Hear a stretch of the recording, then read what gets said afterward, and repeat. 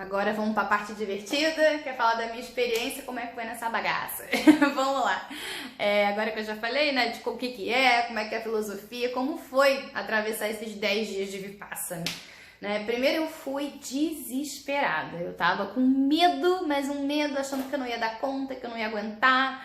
Ser humano que não consegue sentar e ficar 20 minutos parada, quieta, assim, meditando, fazendo qualquer coisa, como é que eu vou ficar 10 horas por dia meditando? Assim, já fui morrendo de medo. E é engraçado que depois eu pensei muito sobre isso, assim, como a gente se apega até ao medo, né? Tava tão apegada ao medo, ao contrário de simplesmente ir lá e viver a experiência. Então, assim, criei muito problema na minha cabeça e na vivência foi muito mais tranquilo. Bom, nos 10 dias, a maioria das pessoas tem mais dificuldade no início, né? Pra mim, os dias mais desafiadores foram o quinto e o sexto. Foram os dias que eu tive mais liberação de memórias e de emoções de raiva. Então, eu lembrava de muitas situações da minha vida que me trouxeram raiva e a gente sentia aquilo, né? Então, assim, muitas vezes você tá liberando um monte de coisa na sua mente e no seu corpo físico que você não sabe o que é, então você não precisa ter consciência do que você tá liberando e do que você tá limpando. Mas o processo acontece para todo mundo, né? No 10º dia, quando a gente divide com todo mundo, a gente vê que cada um vive um processo completamente diferente, assim. Eu lembro quando eu cheguei, já tinham 2 meninas no meu quarto, eu dividi quarto, né? Na primeira vez que você vai, você divide, e das outras vezes que você vai, você fica numa solitária, você fica num quarto só pra você. Você tem mais experiência e tal. Mas enfim, a gente, no início, quando você chega, o voto de silêncio começa às 8 da noite, você chega de tarde, então eu bati um papo com as meninas e fiquei mais tranquila, assim, né, dividindo, né, as dificuldades. Uma delas nunca tinha meditado também, então eu falei, quando você vê um que tá no mesmo barco que você fica mais à vontade. Bom, os 3 primeiros dias foi muito engraçado, assim, né? É muito difícil domar a mente, né? E eles falam lá, a mente é como se fosse um animal selvagem. E você não vai domar esse animal selvagem de uma hora para outra, você precisa amansar ele aos poucos. Eu descobri que a minha mente são 10 animais selvagens, né? Eu ainda estou aqui tentando amansar essa galera. Mas, enfim, os 3 primeiros dias eu tava fomos eu, a minha mente e Bruno Marrone. Porque eu tinha feito uma playlist de sertanejo clássico, minha família do interior de Minas, meu pai e minha mãe. Eu tava ouvindo sertanejo clássico e do nada eu tava, tipo assim, sabe quando você redescobre, relembra de músicas que você não ouvia há muitos anos? Então eu tava ouvindo Bruno Marrone à torta direita antes do retiro. Gente, era eu tentando meditar, vinha o repertório inteiro de Bruno Marrone. Então assim, era volta, foco, respira. Você guarda, eu não sou legal, volta, respira, amor de carnaval, volta, respira, ligação urbana, era isso, eu tava assim. Só que ao contrário de ficar me culpando e não tô conseguindo, no início a gente fica nisso, depois eu comecei a rir do meu processo, eu falei, tá tudo certo, deixa eu cantar mesmo, tem repertório até pros 10 dias, tá tudo certo, e depois passa, então assim, já comecei a entender em permanência, né? Tive muita insônia durante os 6 primeiros dias, muita insônia. E durante a palestra, de vez em quando, você dava aquela pescadinha, né? Você via que tinha uma galera assim também. Você tava lá assistindo a palestra e acordava. E teve algum momento que ele falou alguma coisa sobre insônia. Eu lembro que, putz, eu tava ali meio que pescando, eu não ouvi.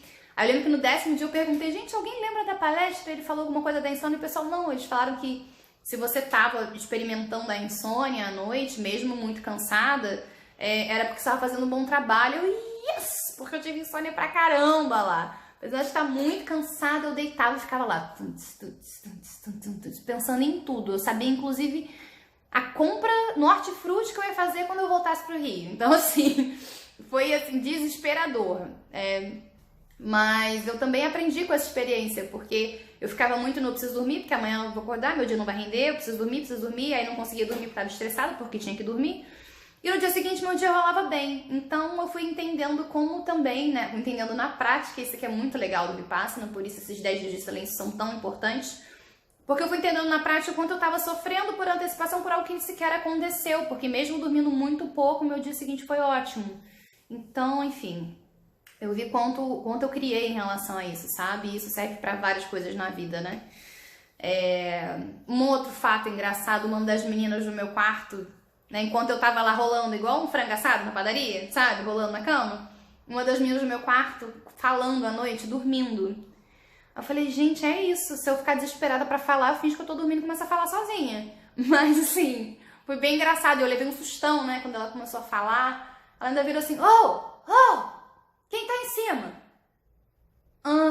Falei, bom. Aí eu, com a mente prolixa, sem ter o que pensar, falei, bom. Comecei a teorizar sobre o sonho dela. Falei, não deve ser Deus, porque acho que ela não gostou muito de quem tava ali em cima. Aí fiquei lá rindo sozinha, doida pra contar pra ela essa história no 10º dia. Enfim. E é legal porque a gente medita, né, sempre no mesmo lugar, na sala de meditação, e você vai criando uma afeição às pessoas que estão lá há 10 dias com você sem sequer ter trocado uma palavra com ela. Tinha uma menina do meu lado, linda, menina linda, linda, elegante, e ela sentava pra meditar, assim, gente, uma classe, que eu olhava pra ela e falava, gente, meta, até o 10º dia eu tô igual a ela, ou então na segunda vez que eu vier. Meta de vida era ser como ela, linda e plena e numa postura perfeita, e engraçado que você via todo mundo. Você começa o Vipassana com 2 almofadas, você bota as almofadas na bunda e vai lá. Ou para algumas pessoas a cadeirinha, eu usei cadeirinha. Você vai vendo ao longo dos dias, passando, o desconforto vai aumentando, você vai ficando cansado de ficar horas e horas sentado, você vai pegando mais almofadas. Você bota a almofada para um joelho, outra almofada para um joelho, uma almofada para uma mão, uma almofada para outra. No final do retiro, eu queria poder ter tirado foto, porque a gente fica sem celular lá, né? Eles pegam o celular. Foi hilário olhar pra tudo aquilo e todo mundo com uma penca de almofada. Cada pessoa, cada quadradinho de meditação de cada um tinha umas 8 almofadas. Tava todo mundo ali desesperado. Porque você vai ficando cansado, você vai tentando achar meios de tentar ficar mais confortável com aquilo. Apesar da dor física fazer parte, né, do processo, como eu já contei. Mas, enfim, o que eu ganhei disso tudo, né? Eu acho que eu ainda tô processando o que eu ganhei, eu acho que realmente é uma mudança muito grande. Eu saí de lá muito mais serena, né? Me ouvindo com muito mais facilidade e ouvindo o meu mentor com muito mais facilidade, porque agora a mente não tá tão agitada, então eu consigo ouvir com mais facilidade. Mais atenta às minhas emoções e às minhas sensações físicas, isso foi muito legal. E para mim o ponto principal foi o final, assim, no último dia você faz essa meditação na qual você divide todas as suas conquistas com a humanidade, você divide a sua paz, a sua serenidade, a sua limpeza, o seu amor, a sua compaixão com o mundo. E quando essa meditação rolou, eu não me aguentei, eu não chorei o retiro inteiro, tava lá vivendo meus processos e tava tranquila. Nessa hora eu me acabei de chorar, assim, acabou, todo mundo levantou e eu não conseguia levantar, só chorava, fiquei muito emocionada. Porque foi muito bom, assim, acho que foi como voltar pra casa. Acho que eu tive o ano passado, foi um ano muito turbulento, e foi como se eu tivesse me reencontrado, sabe? Assim, vendo como a minha mente criou tanto problema, como a minha mente criou tanto sofrimento que não era nem pra existir. E foi muito bom ter voltado a me sentir dentro de mim, assim, eu não tenho outra forma de descrever isso, foi essa sensação, assim, de lembrei, eu sou isso aqui. Então, acho que foram 10 dias tão intensos, acho que certamente tantas limpezas que eu sequer tenho consciência, né, e nem precisa ter, que eu fiquei, assim, num êxtase que é difícil de explicar, em um sentimento de paz e de alegria indescritíveis, assim, e é legal quando você divide isso com as pessoas, você vê que todo mundo tava saindo, da grande maioria, né, não posso dizer todos, mas a grande maioria saindo com esse sentimento de paz, de alegria, e no último dia tá todo mundo rindo e batendo papo e dividindo os processos e rindo dos medos que aconteceram, e medo de bicho que aparecia, enfim, foi uma experiência única, uma experiência que eu indico para qualquer pessoa que seja, mesmo que não queira aprender a meditar, mas que goste de viver experiências diferentes e busque autoconhecimento na vida, né? Eu acho que foi muito rico, certamente voltarei. Várias pessoas que eu conheci lá estavam lá pela 2ª, 3ª, tinha uma pela 5ª vez. E, bom, não fica mais fácil. A gente achei e falei, da 2ª tá mais de boa. Todo mundo falou que a 2ª, a 3ª, como você vai se aprofundando, vai ficando mais desafiador.